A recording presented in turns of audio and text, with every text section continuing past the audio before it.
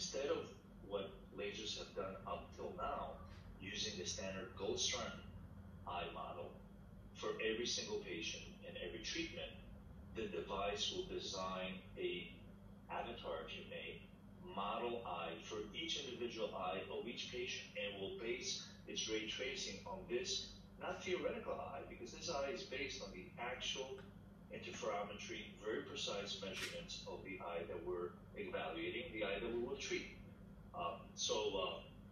Let's jump to the next slide. Ray tracing is not new.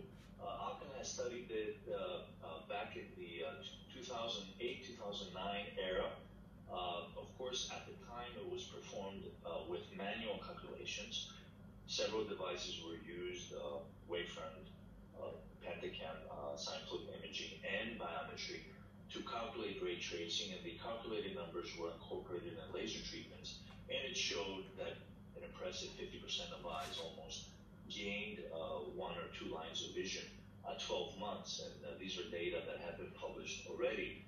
But again, as I mentioned, these data were manually calculated, and we're coming to the new era of InnovEyes, where this is done all by artificial intelligence. So basically, in parallel to introducing this technology, I'll share with you some data we presented at ASCRS this year. It was, of course, a virtual meeting last May. So these data are harvested, are captured by a single device now, and the device is called SightMap. It's a commercially available device that has been adopted by Alcon and transformed into a diagnostic device of which data are used to calculate ray tracing. So it performs, this single device, 3 different measurements. It performs sine-flip tomography of the cornea. It performs biometry through interferometry, and also performs a Hartmann-Shack waveform measurement with large and small pupil, as you can see on the lower picture. And these 3 diagnostic entities are used then through the automated artificial intelligence of the ray tracing InnovEyes software to calculate the perfect high order and low order aberrations for the treatment of each eye. So quickly through the 4 steps. Step number 1, as I mentioned before, is using the biometry via interferometry that the SightMap device captures to create a model eye for each individual eye of each patient.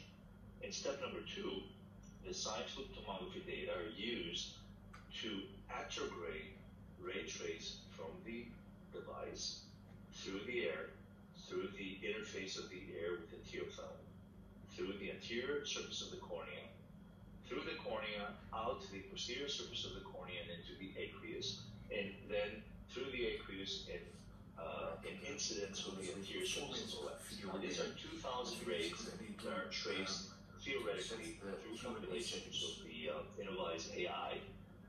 And then there's a step 3 that we're using 2,000 rays traced in retrograde fashion. These are based on the wavefront data that the SightMap device provides.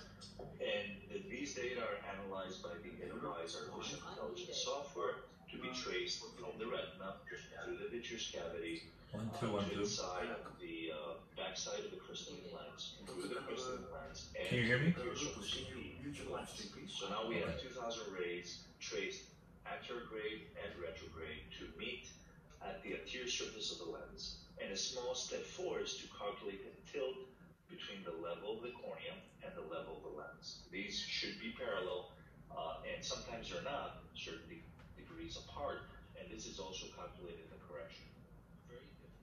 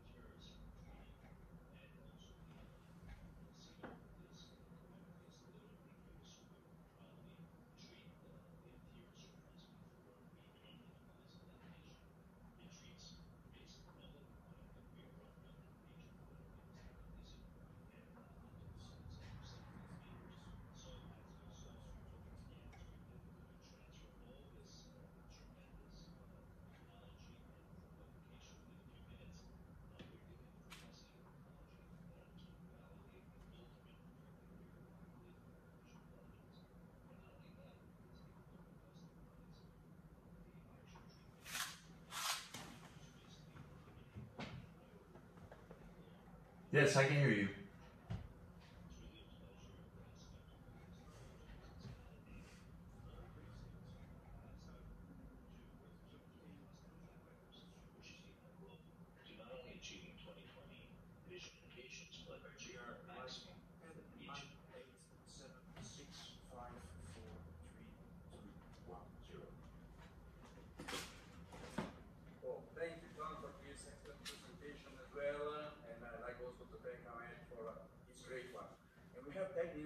Questions and answers. We got some questions from the audience. I'm going to start with Ahmet. One of the followers is interested in knowing how the patients are describing their satisfaction after PanOptix implantation. What do they say? I mean, we saw that very nice example, but what is the most wowing effect that they get? I think when they can read without glasses, that's the most important part, but that's the most satisfying part for them. And as I said in my presentation, we have to show them they're not doctors and they don't know if everybody is seeing like that with the intraocular lenses. So with the trifocals, they're most happy to see without glasses, but you have to show them once more. And I do it in every visit, just to remind that that what we achieved with their money they paid to us for this lens. Ahmet, you are a very prominent anterior segment surgeon, and you have a lot of experience with presbyope correcting IOLs. What do you think is the main advantage of PanOptix over the other presbyope correcting IOLs? I think it's a good balance with nighttime problems, nighttime glare, and reading well. In time of restore, the previous lens, I think the patient can read better maybe, but they had more problems with the light in night driving. So for PanOptix, I think it's currently one of the best lenses, gives us the best part of both worlds. So they can drive and not very having a lot of problems with the nighttime vision, light issues, dysphotopsias, and they can read. And also the computer vision is very important for today's patient, and this trifocality gives us that distance to us, and it helps a lot. So most of the people are reading from the phones or the tablets. Can I ask you a question, Francesco? Illumination when they read, and PanOptix give us a good distance for that. John, ask your question. Yes, first of all, thanks so much for having me. It's really a pleasure and honor to share the podium with Ahmed and yourself.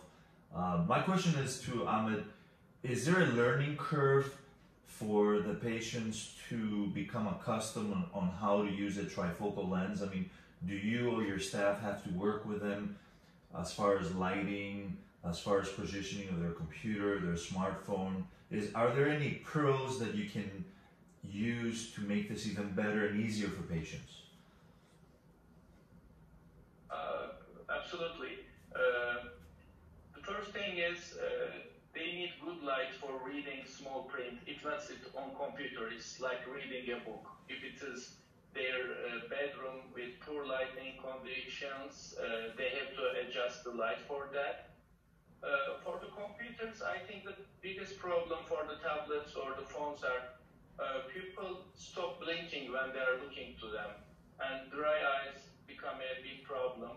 And I have patients coming a few months later saying that I can't see well now, and just as one drop of artificial tears change the vision a lot. So they have to be treated for dry eyes, and I tell them put artificial tears. Ankara, my city, is in the middle of Anatolia. It's very dry, and we have a lot of dry eye patients. So I tell them put artificial tears while reading every 1 hour if they have problem with reading. They say, I can read very well, but after 20 minutes I can't read anymore. That's the timeline for eye becoming dry. Thank you. But in most of the patients, it's not a big problem. Thank you very much. Thank you, Ahmed. I'm going to answer a couple of questions regarding VBT that I was asked. One of the colleagues of us is asking me what is the feedback from the patients. Well, patients are extremely pleased about the quality of vision. In my hands, this is the first time I have a presbyopic correcting IOL really able to maintain quality of vision at all distances and all situations, even at like nighttime and dark light conditions. So actually what these patients are reporting is the same that they would report with a monofocal IOL. And yet they get some not full range, but most of the range presbyopic correction, so they will not be able to read really close as panoptics allows these patients to have. But as regards quality vision, this is a very safe and you know, it's an IOL that use I would say most widely and definitely wider than diffractive technology. I'm just asking myself the second question that I'm reading here, what did VBT change in my practice? Well, more than you know, shifting eyes from trifocals like panoptics to VBT, I've seen many more patients who are indicated to have a presbyopic correcting IOL when using VBT, because all of the issues related to quality of vision are virtually done, and also all the issues related to pre-existing ocular conditions where we are a little bit skeptical about implanting you know, diffractive technology. Well, now it looks much easier for these patients to have a presbyopic correcting solution without really challenging all the reduce the contrast sensitivity and all the sequelae that may come. So I really think that VBT is going to expand our numbers as conversion rates for presbyopic correcting eye. And John, a couple of questions to you as well. Someone is asking you, what is the biggest advantage for InnovEyes in your hands? Is it precision? Is it quality of vision? On the patient side, what is the most important feature? Right. I think it's an excellent question, Francesco, and I think I've learned it from you when you were the president of the International Society of Refractive Surgery, that we as refractive surgeons do not settle with good and very good. We always strive to achieve even better, push the boundaries to visual quality, precision in our correction. What I have found in my experience with InnovEyes so far is the amazing simplicity. I think we were able to approximate what InnovEyes offers as far as the complete low order and higher operations package for each individual eye. We were able to approximate that with multiple calculations. It took us hours, 2 or 3 hours for our staff to collect all the data, put them into the device, design the topography guided treatment, and assume some of the changes that will happen. Now, all of this work is done within 6 seconds. The data come in, of course, we validate that each individual capture is precise, and the device has its own safety margins to allow or disallow an exam to come through. And once that is done, you allow the artificial intelligence in the InnovEyes software to calculate the low order and higher order aberrations, and you're done. It's fantastic. I think that the simplicity and the accuracy that it offers is unparalleled. Thank you, John. And my last question for this session goes again to you, and I really like the answer not to sound too much commercial, but some of the people in the audience is asking where is the difference, given that all the companies, all the platforms have some sort of customization. Is there anything out there that may be comparable to what InnovEyes does? I think that the FDA trial for InnovEyes is currently commencing, and we, yourself, myself, and several clinical investigators in Europe are seeing numbers that we've never seen before with any other platform. So I think that although each company, each commercial entity, of course, wants to underline the advantages of their device. For me, although my practice does a small relative number of patients, we do 300, 350 LASIK a year, compared to some of my colleagues and friends in the US that do 3,000 a year. I still think that safety, meaning identifying each individual eye, the device calculating high order and low order aberrations and giving you the ultimate efficacy in refraction and high order aberrations precision, is unparalleled. You could never treat wrong numbers in the wrong eye, and that for me is something that you cannot have with any other device.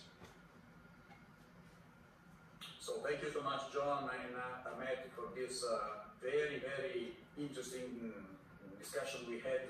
It's time to wrap up. So again, my sincere thanks. Hoping to see all of you very soon in a live fashion, not only through the screen. I have to close this symposium again. Thanks for the space provided to present these exciting technologies. Bye-bye. Thank you. Bye-bye. Thank you for this great webinar. Thank you.